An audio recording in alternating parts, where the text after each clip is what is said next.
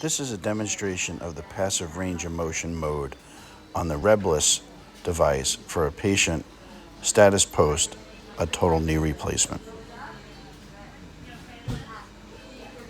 Look how the knee is put through a full range of motion with the patient at a comfortable level.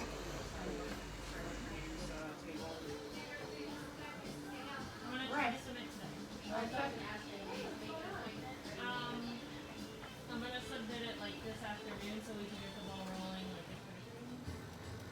rolling.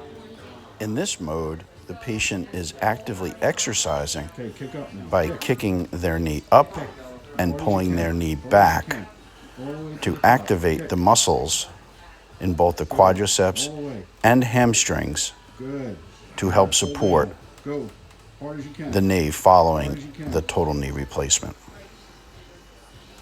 Hard as you can. Good.